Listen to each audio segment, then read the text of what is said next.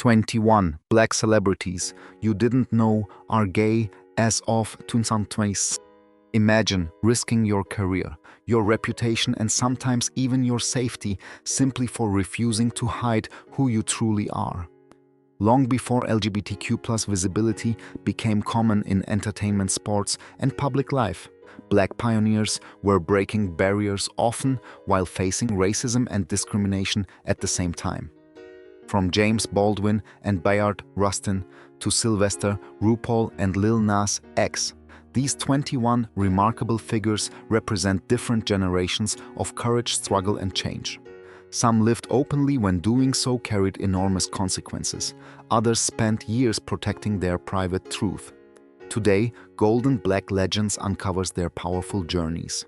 Subscribe, hit the like button, and comment below which Black LGBTQ+ trailblazer do you believe changed history the most. Lil Nas X. When Lil Nas X exploded into global fame in 2009, almost nobody could have predicted what his success would come to represent. Born Montero, Lamar Hill, in Georgia in 1999, he was only 20 when Old Town Road became a cultural phenomenon. The Billy Ray Cyrus-assisted version helped the song remain at #1 on the Billboard Hot 100 for a then record 19 weeks, while Lil Nas X later won 2 Grammy Awards connected to the breakthrough hit.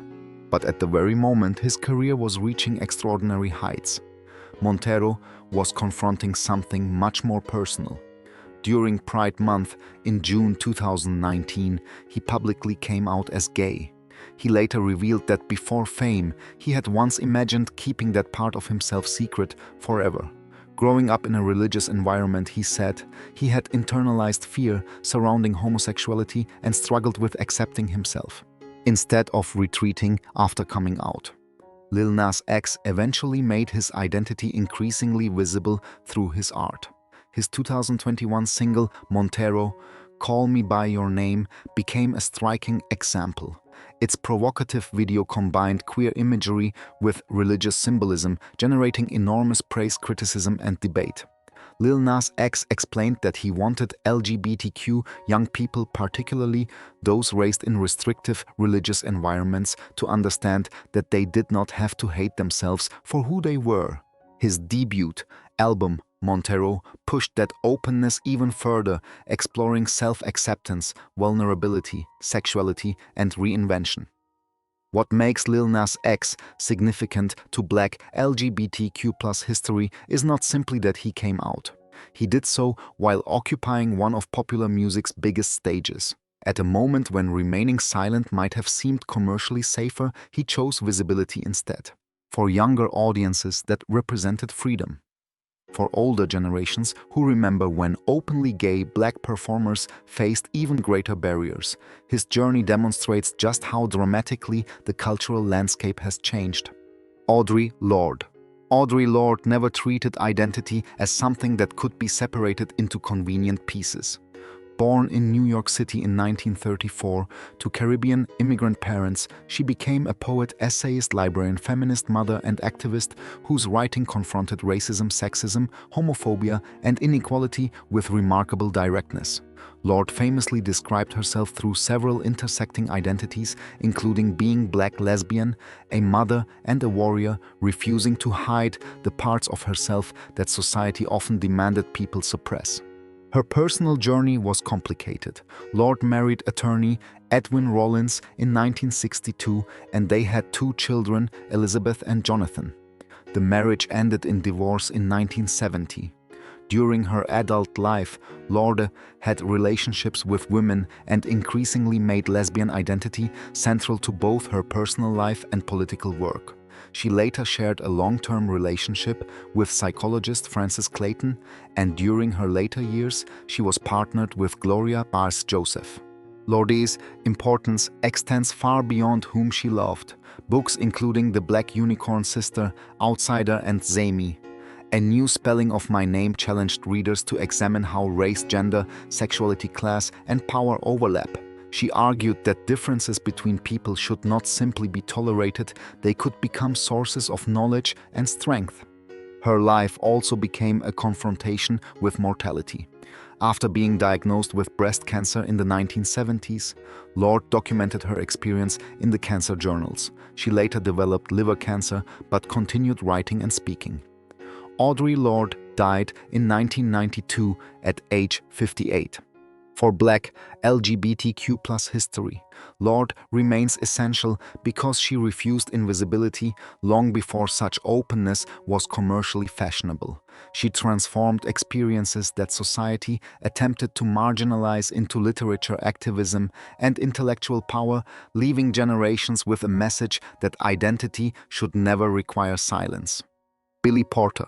Billy Porter's journey demonstrates how visibility can carry both extraordinary rewards and painful consequences. Born in Pittsburgh in 1969, Porter developed his talent through theater before becoming one of Broadway's most recognizable performers. Long before mainstream audiences knew his name, however, he was navigating the realities of being a Black gay man in entertainment, an industry where openness could once severely limit opportunities. Porter's breakthrough reached another level with Kinky Boots.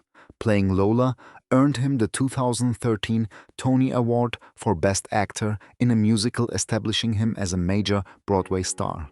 Television later introduced him to an even larger audience through Pose, the groundbreaking FX drama centered on New York's ballroom culture. In 2019, Porter won the Emmy for Outstanding Lead Actor in a Drama Series, becoming the first openly gay Black man to win that category. His public image became inseparable from fearless self-expression. From gowns on major red carpets to performances challenging conventional expectations of masculinity, Porter used fashion as communication rather than decoration. For him, clothing could question who society believes is permitted to look masculine, feminine, powerful, or glamorous. But his openness also included deeply personal revelations. In 2021, Porter publicly disclosed that he had been diagnosed with HIV in 2007. He explained that shame had kept him from discussing the diagnosis publicly for years, even with his mother. His disclosure turned a private burden into another conversation about stigma and survival.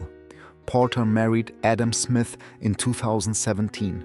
They announced their separation in 2023. His story matters because visibility did not come without risk. Porter built success while refusing to make himself smaller for public comfort.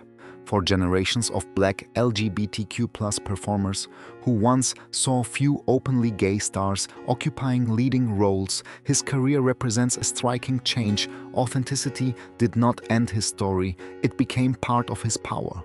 James Baldwin. James Baldwin understood the danger of being seen clearly and the greater danger of spending a lifetime hiding. Born in Harlem in 1924, Baldwin grew up in poverty within a deeply religious household. As a teenager, he became a preacher but eventually moved away from the church and began confronting questions of race, sexuality, faith, and belonging that would define his writing. In 1948, frustrated by American racism and searching for space to develop as a writer, Baldwin moved to Paris. Distance from the United States gave him another perspective on his country while allowing him greater freedom to explore his sexuality. Baldwin had relationships with men, and homosexuality became an unmistakable subject in his literature, at a time when openly addressing same-sex desire could threaten a writer's reputation and career. His 1956 novel Giovanni's Room was especially daring. Centered largely on relationships between men, it confronted desire, shame, identity, and emotional destruction. Baldwin's American publisher initially warned him against publishing the book because of its subject matter. He published it anyway. Yet Baldwin cannot be understood only through sexuality. Works including Go Tell It on the Mountain, The Fire Next Time, and Notes of a Native Son made him one of America's most penetrating observers of race. During the civil rights era, he became a prominent public intellectual, meeting figures including Martin Luther King Jr. and Malcolm X while challenging America to confront racial injustice. Baldwin resisted simplistic labels and spoke about sexuality with nuance, but his relationships with men and his place in queer literary history are thoroughly documented. There is no need to invent a dramatic secret coming out moment. James Baldwin died in France in 1987 at age 63. His courage existed in refusing to divide himself into acceptable pieces. Decades before LGBTQ+ representation became common in mainstream culture, Baldwin wrote openly about forbidden desire while simultaneously confronting America's racial wounds.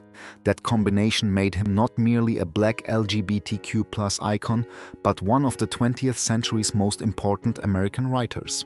Laverne Cox. Before Laverne Cox became internationally recognized, seeing an openly transgender black woman occupying major spaces in mainstream American television was extraordinarily rare.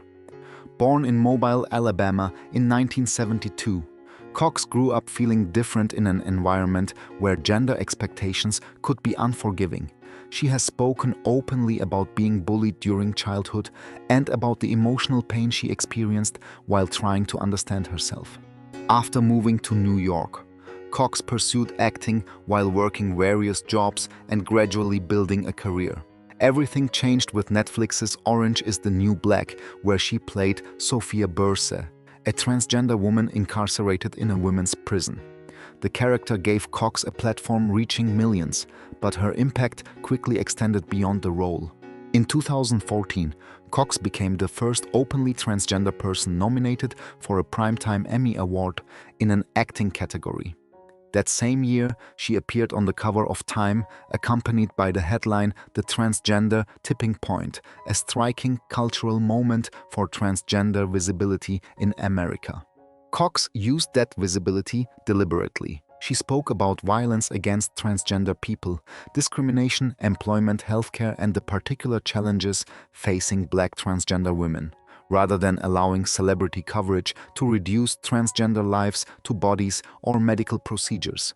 She repeatedly redirected conversations toward dignity and humanity. Her career continued across television, film producing, hosting, and advocacy. But statistics and career milestones only explain part of her importance. For older generations, Cox's visibility illustrates how much public representation has changed.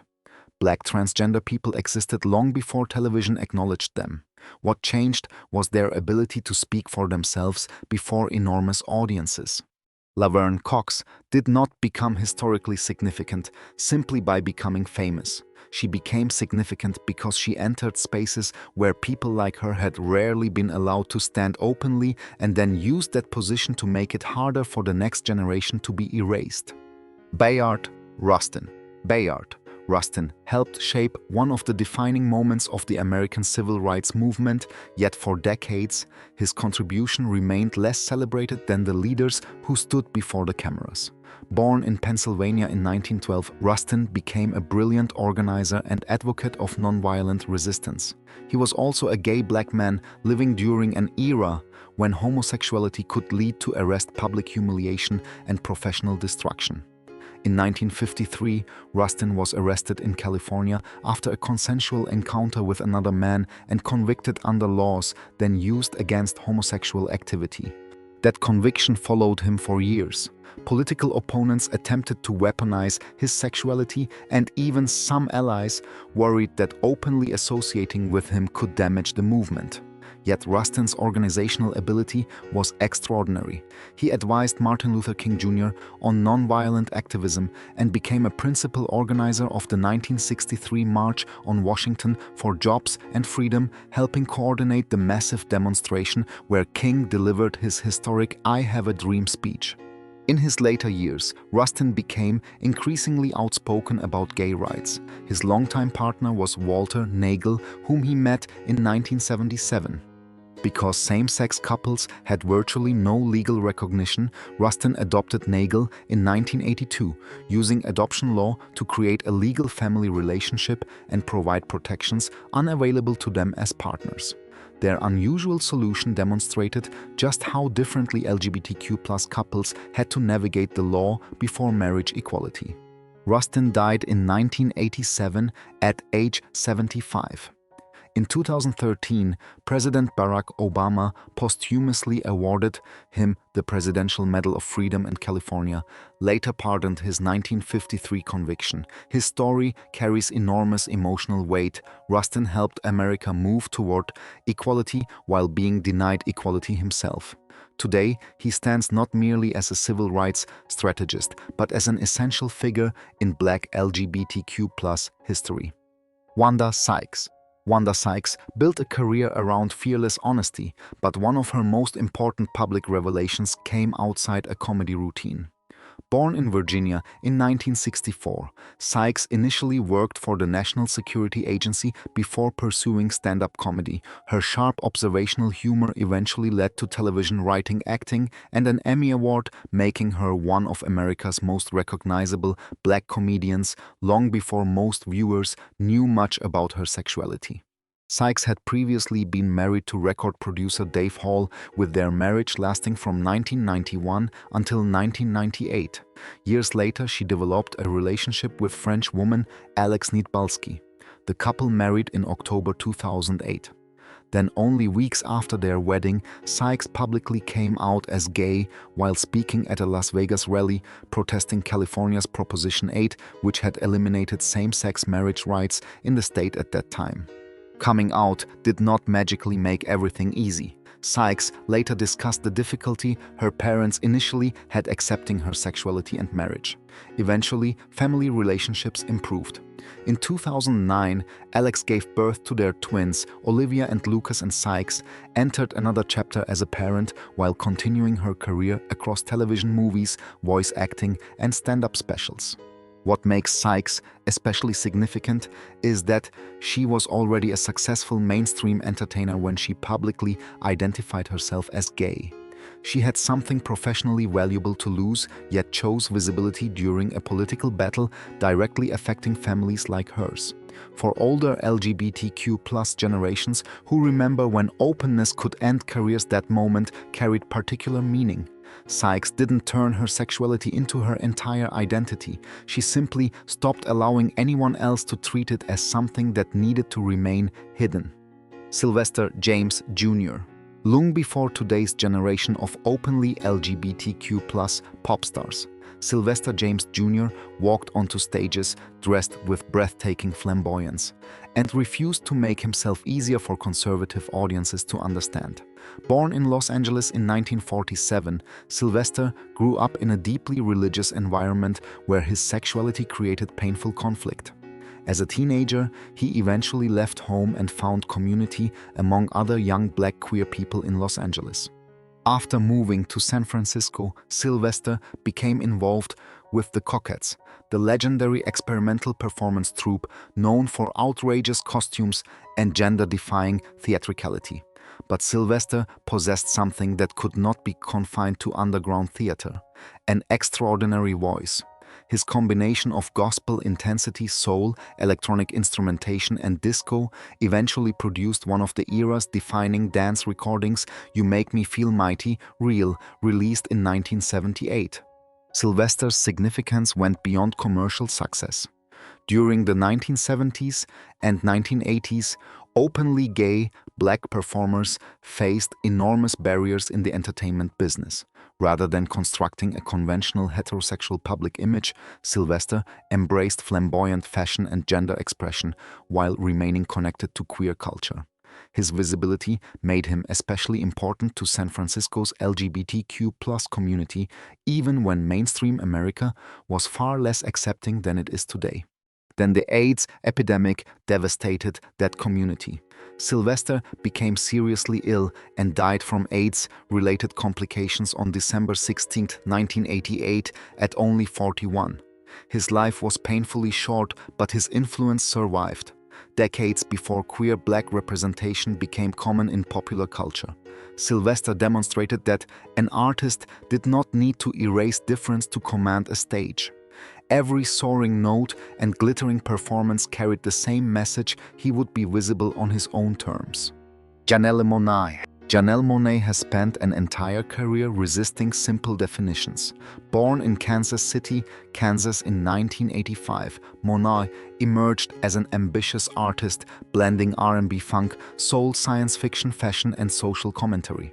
Albums such as The Arch Android created elaborate futuristic worlds, often using android imagery to explore freedom, difference, and oppression. For years, questions surrounded Monáe's sexuality, but rather than allowing outsiders to write that story, the artist eventually addressed it personally. In a major 2008 Rolling Stone interview, Monáe discussed relationships with both men and women and publicly identified as pansexual after previously identifying with bisexuality. The revelation accompanied Dirty Computer, perhaps Monáe's most personal project at that point. Its songs and visual narrative explored sexuality, black identity, desire, discrimination, and the right to live without having one's individuality erased. The conversation expanded again in 2022 when Monáe publicly described being non-binary, explaining an unwillingness to view identity exclusively through traditional gender categories.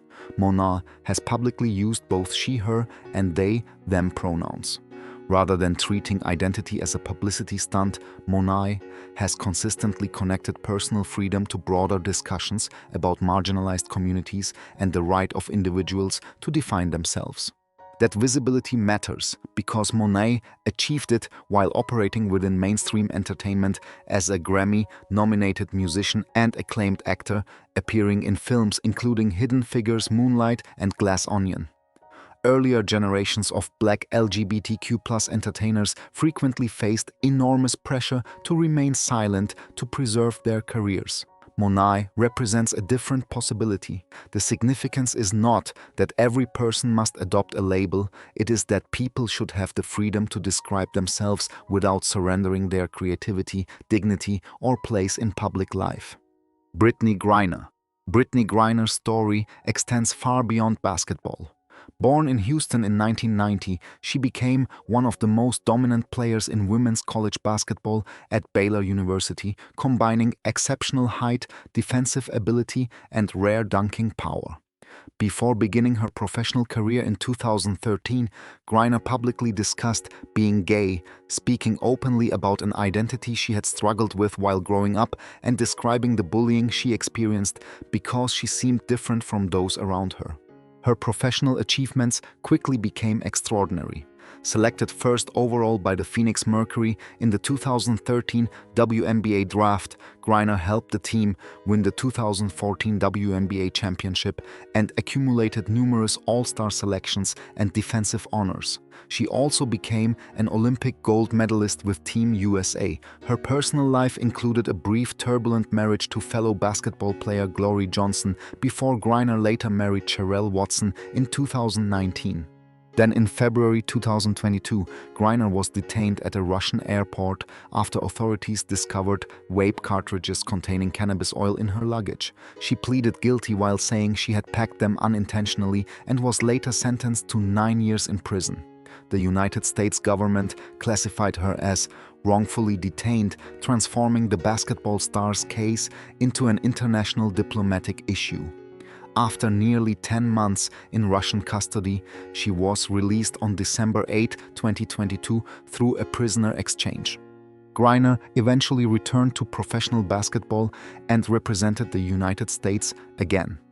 Her importance to Black LGBTQ+ visibility therefore comes from more than simply being an openly gay athlete. She achieved extraordinary success without hiding her identity, endured a frightening international ordeal under worldwide scrutiny, and returned to the sport that defined her career. Her journey became one of visibility, vulnerability, survival, and resilience on a scale few athletes have ever experienced. RuPaul Charles. RuPaul Charles transformed visibility itself into a form of power. Born in San Diego in 1960, RuPaul moved to Atlanta as a teenager and spent years performing in clubs, underground films, and alternative music scenes before mainstream success arrived.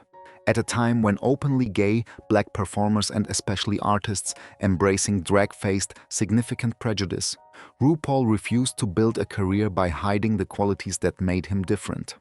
The breakthrough came in the early 1990s with Supermodel You Better Work. Released in 1992, the dance track became an unexpected crossover success and turned RuPaul into an international personality. Soon came modeling opportunities, television appearances, music projects, and a landmark cosmetics campaign with MAC. Rather than treating drag as something confined to nightlife, RuPaul carried it directly into mainstream American entertainment. The greatest cultural impact arrived with RuPaul's Drag Race, which premiered in 2009. What began as a relatively modest reality competition grew into an international franchise. The series introduced millions of viewers to drag culture and created opportunities for generations of LGBTQ+ performers. RuPaul also accumulated numerous primetime Emmy Awards, becoming one of reality television's most decorated figures. Behind the enormous public persona is a comparatively private relationship. RuPaul met Australian rancher George LeBar in 1994 at a New York nightclub. After more than 2 decades together, they married in 2017. RuPaul has spoken openly about being gay while maintaining boundaries around the details of their partnership. For Black LGBTQ+ history, RuPaul's significance is difficult to separate from longevity. He survived changing cultural attitudes, the devastation the AIDS crisis brought to queer communities, and an entertainment industry that once considered drag too unconventional for mainstream success. Instead of adapting himself to fit that industry, RuPaul helped change the industry around him and turned an identity once pushed toward the margins into a global entertainment empire. Da Brat. When Da Brat emerged during the 1990s, hip-hop offered little space for female rappers to discuss same-sex relationships openly.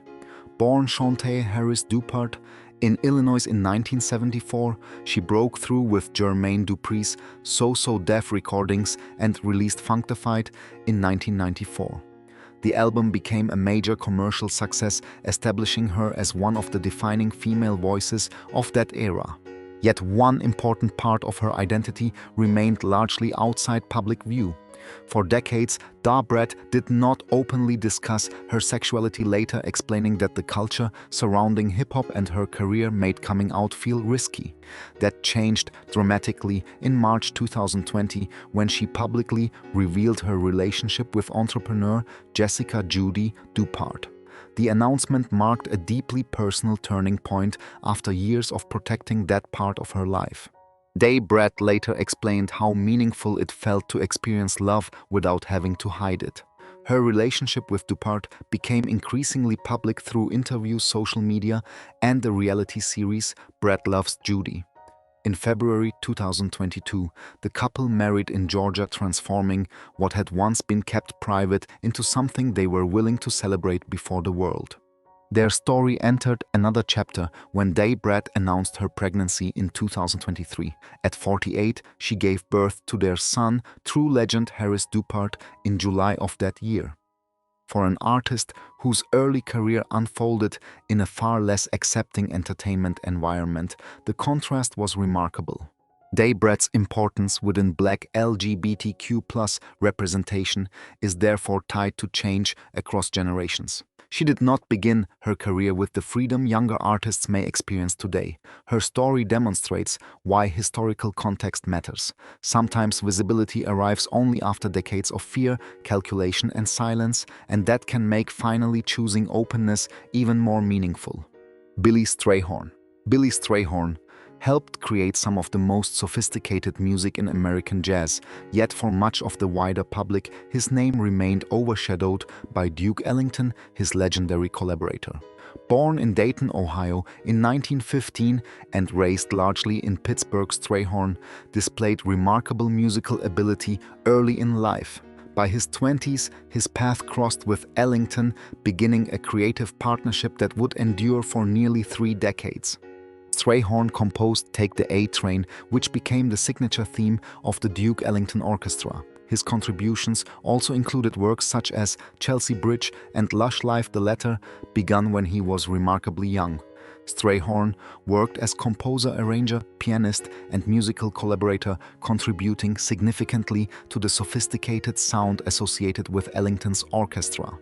But another aspect of his life makes Strayhorn extraordinary within Black LGBTQ+ history. He was openly gay within significant parts of his social and professional world during an era when homosexuality was heavily stigmatized and could bring devastating consequences. Unlike many entertainers who constructed heterosexual public identities for protection, Strayhorn did not enter a conventional marriage designed to conceal his sexuality. His longtime relationship with Aaron Bridgers, a black jazz pianist, formed an important chapter of his personal life. Strayhorn also participated in interracial and artistic circles, where he could live with greater openness than mainstream mid-century America generally permitted. His identity, however, should not overshadow the extraordinary quality of his musical achievements. Strayhorn died from esophageal cancer on May 31, 1967 at age 51. After his death, Ellington recorded, and his mother called him Bill, as a deeply personal tribute. Strayhorn's legacy represents both genius and quiet courage. Long before modern LGBTQ+ visibility, a gay black composer was helping define the sound of one of America's greatest orchestras. He did not merely exist beside jazz history, he helped write it. Raven Simonet. Raven Simonet grew up before millions of viewers. Born in Georgia in 1985, she entered entertainment as a small child and became widely known through The Cosby Show, where she played Olivia Kendall. Later, Disney Channel's That's So Raven transformed her into one of the most recognizable young black television stars of the 2000s. Growing up publicly, however, created enormous pressure around her private identity. Raven later explained that she knew she was attracted to women from a young age, but felt compelled to protect that information while working in an industry built around carefully controlled celebrity images. She resisted discussing her sexuality publicly for years, separating the person audiences watched on television from the life she experienced away from cameras. A major shift came in 2013, when Raven publicly celebrated developments surrounding marriage equality and indicated that she could finally imagine being able to marry. She subsequently spoke more openly about her relationships with women, while also explaining that she preferred not to have her entire identity reduced to labels. Then in June 2020, Raven announced that she had married Miranda Pierman Madej. The intimate ceremony represented something dramatically different from the secrecy surrounding earlier periods of her life. The former child star, who once feared how openly discussing her sexuality might affect her career, could now publicly introduce the woman she had married. Raven continued acting, producing, and returning to the character that made her a Disney icon through Raven's home. Her journey carries particular significance for viewers who grew up watching her. For Black LGBTQ+ representation, Raven Simonet illustrates the hidden pressure that can exist behind childhood fame. Millions believed they knew her because they had watched her grow up. In reality, one of her most personal journeys was happening beyond their view. Eventually, she reached a point where protecting her career no longer required hiding whom she loved. Meshel Ndegeocello. Meshel Ndegeocello entered the music industry without fitting comfortably into any single category. Born Michelle Lynn Johnson in Berlin in 1968 and raised in the Washington, D.C. area, she developed into an exceptional bassist, singer, songwriter, and producer. Her work moved fluidly through funk, jazz, soul, rock, hip-hop, and R&B, while her lyrics explored race, desire, spirituality, politics, and sexuality with unusual honesty. Her 1993 debut album Plantation Lullabies immediately established her as a distinctive voice. Songs such as If That's Your Boyfriend, He Wasn't Last Night combined muscular bass lines with provocative storytelling, while later recordings demonstrated that commercial categories could never fully contain her music. Across the decades, Cello accumulated numerous Grammy nominations and built a reputation as a musician deeply respected by other artists. Cello has also spoken publicly about attraction to both men and women and has been associated with bisexual and queer identity throughout much of her career. Rather than treating sexuality as a dramatic revelation, her work often allowed desire to exist without being forced into traditional expectations. That openness was particularly notable during the 1990s when openly queer black musicians remained uncommon within mainstream R&B. Her personal life has included relationships with women, and she later married Allison Riley. Cello has nevertheless generally protected her family life from excessive celebrity attention, allowing the music to remain central. In 2024, decades after her debut, she won her first Grammy Award for the Omnichord Real Book, recognized as Best Alternative Jazz Album. That long journey is precisely why Cello matters. She did not become important to Black LGBTQ+ culture through one sensational coming-out moment. Instead, she spent decades creating music in which identity could remain complicated, fluid, intimate, and human, proving that visibility does not always have to arrive with a dramatic announcement. Glenn Burke. Glenn Burke's story is one of the most painful and important chapters in Black LGBTQ+ sports history. Born in Oakland, California in 1952, Burke was an extraordinary athlete who reached Major League Baseball with the Los Angeles Dodgers in 1976. Fast, powerful, and charismatic, he appeared capable of building a long career. But Burke was also a gay black man competing in professional sports during an era when openly acknowledging homosexuality could threaten everything an athlete had worked for. Burke did not publicly announce his sexuality through a modern-style press conference while playing, but teammates and people around baseball knew he was gay. According to Burke and later accounts, Dodgers management became uncomfortable with his sexuality. Burke said the organization even offered financial incentives for him to marry a woman, an idea he rejected. In 1978, the Dodgers traded him to the Oakland Athletics, where he continued facing prejudice. His major league career ended in 1979 after only 4 seasons and 225 games. There was another remarkable piece of Burke's legacy. In 1977, after teammate Dusty Baker hit a home run, Burke raised his hand and Baker slapped it. The spontaneous celebration is widely associated with the early history of the high five, although claims that Burke single-handedly invented it should be treated cautiously. After baseball, Burke became more publicly connected to San Francisco's gay community and competed in the gay games. His later years were devastating. Burke struggled financially and experienced addiction and homelessness while his health deteriorated. He was diagnosed with AIDS and died from AIDS-related complications on May 30, 1995, at only 42. Today, Burke is remembered differently. He played professional baseball without surrendering his identity to satisfy people who wanted him to hide.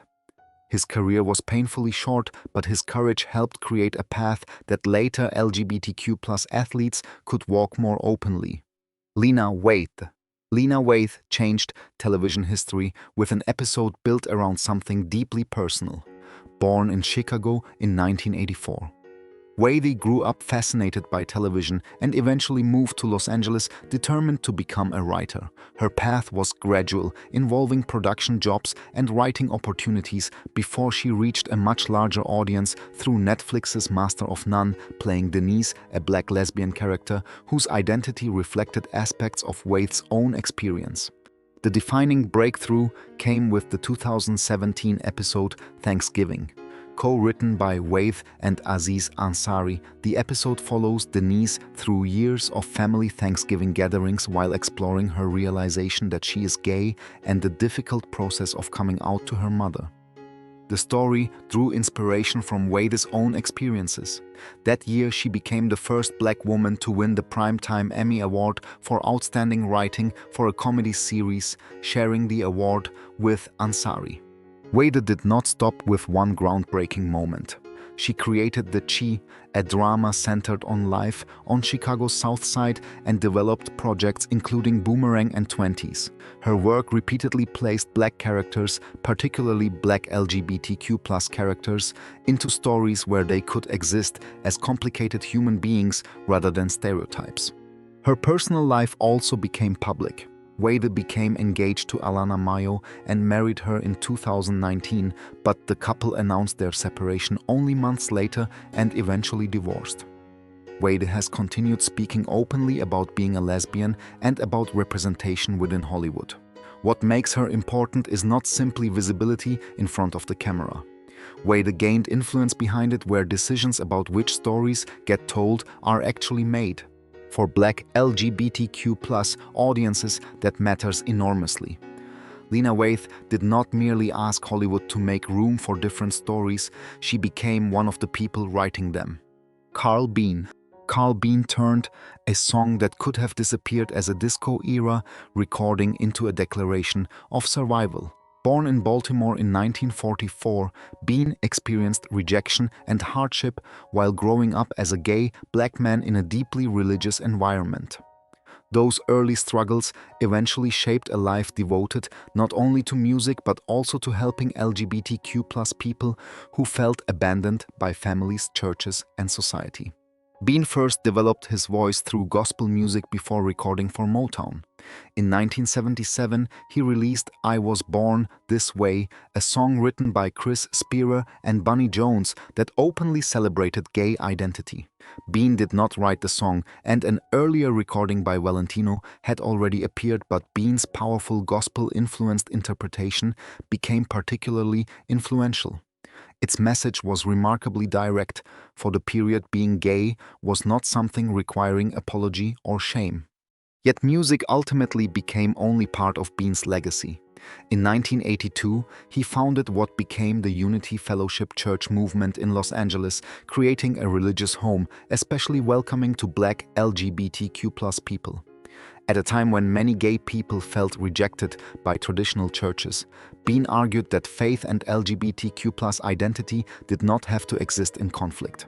His activism became even more important during the AIDS crisis.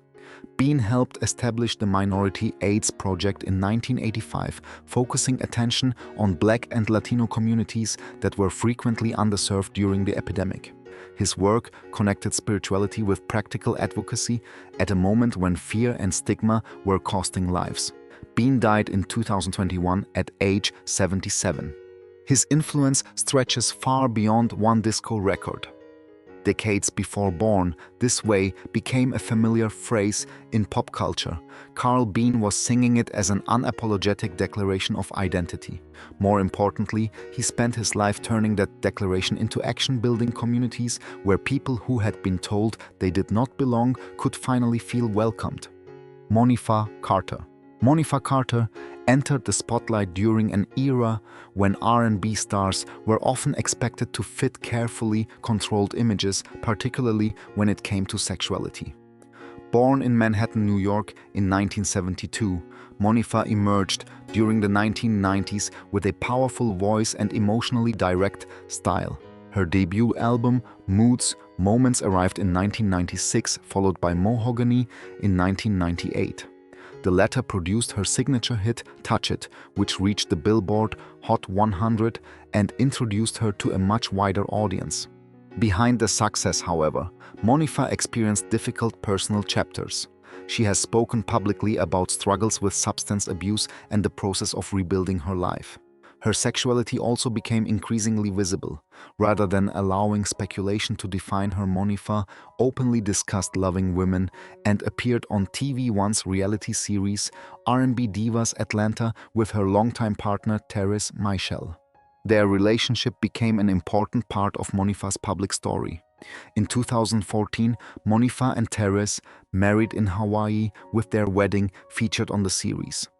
At a time when marriage equality was still evolving across the United States, seeing a Black female R&B singer openly celebrate marriage to another woman carried cultural significance. Monifa's journey was not about suddenly becoming someone different. It was about reaching a stage where she could live publicly without separating her career from the person she loved. She continued performing while speaking about recovery, relationships, family, and self-acceptance. For Black LGBTQ representation, Monifa's story matters precisely because she belonged to an earlier generation of R&B. The industry she entered in the 1990s was considerably less welcoming toward openly queer artists than today's landscape. Her eventual openness therefore represented more than celebrity news. After surviving addiction, career changes, and personal struggles, Monifa chose visibility and showed that embracing who you are does not have an expiration date. Pat Parker. Pat Parker never achieved conventional celebrity on the scale of a Hollywood actress or chart-topping singer, but within Black lesbian literature and activism, her voice became impossible to ignore. Born Patricia Cooks in Houston, Texas in 1944, Parker eventually moved to California, where she became deeply involved in poetry, feminism, racial justice, and LGBTQ+ activism during a period of enormous social change. Parker had been married to men earlier in her life, first to playwright Ed Bullins and later to Robert F. Parker. Both marriages ended. As she embraced her lesbian identity, her writing increasingly explored experiences that mainstream literature frequently ignored: being Black, female, lesbian, working class, and unwilling to remain silent about oppression. Her poetry could be intimate one moment and confrontational the next. Works including For the White Person, Who Wants to Know How to Be My Friend, examined racism with uncompromising clarity, while Womanslaughter emerged from devastating personal tragedy. Parker's sister was killed by her husband, and Parker transformed her grief and anger into poetry that challenged violence against women and the legal structures surrounding it. Parker also became active in organizations addressing women's health, racism, domestic violence, and gay and lesbian rights. Her relationship with Marty Dunham became an important part of her later personal life, and Parker helped raise a family while continuing her creative and political work. She died from breast cancer on June 19, 1989, at only 45. Parker's importance lies in how little she was willing to soften herself for acceptance. She wrote about Blackness in feminist spaces, lesbian identity in Black communities, and racism within predominantly white LGBTQ+ movements. For people who felt forced to choose which part of themselves could safely be visible, Pat Parker offered another possibility: refuse the choice entirely. Her poetry insisted that every part of a person deserved to enter the room. Johnny Mathis. Johnny Mathis spent decades singing some of America's most enduring romantic songs while keeping his own private life carefully protected. Born in Texas in 1935 and raised in San Francisco, Mathis possessed extraordinary musical and athletic ability. He was even invited to try out for the 1956 U.S. Olympic track and field team, but chose music instead, a decision that would lead to one of popular music's longest careers. His breakthrough arrived with recordings such as Wonderful, Wonderful Chances Are and It's Not For Me to Say. His 1958 collection, Johnny's Greatest Hits, became an extraordinary commercial success, spending years on the Billboard album chart. Mathis developed a reputation as one of America's great romantic vocalists, even though the man singing those love songs rarely invited audiences into his personal relationships. In 1982, Mathis was quoted in Us magazine saying that homosexuality was a way of life that I've grown accustomed to. He later explained that the resulting reaction included threats, and for many years he avoided publicly discussing the subject. Decades later, Mathis spoke more directly and described himself as gay, removing much of the ambiguity surrounding that earlier statement. The historical context matters. Mathis became famous in the 1950s when openly gay performers faced potentially devastating professional and personal consequences. His cautious approach cannot fairly be judged by the expectations placed on entertainers today. What now seems like a simple public acknowledgement once carried genuine risk. At 90 years old in 2026, Mathis represents a living connection between radically different eras of LGBTQ visibility. For generations, audiences heard him sing about romance without knowing whom he might love privately. His story reminds us how dramatically entertainment has changed and how much courage could once be required simply to tell the truth about yourself. These 21 Black LGBTQ figures came from different generations, different professions, and dramatically different worlds, yet their stories share one powerful thread: the struggle to live authentically. Some spoke openly when doing so could destroy a career, while others waited decades for society to become safer and more accepting. From James Baldwin and Bayard Rustin to RuPaul Wanda Sykes and Lil Nas X, their journeys remind us how dramatically attitudes have changed and how difficult that progress was to achieve. But here's the question: who do you believe took the greatest risk by living openly, and whose story deserves more recognition today? Share your choice and your reasons in the comments. Subscribe to Golden Black Legends for more powerful stories, celebrating unforgettable Black lives and legacies.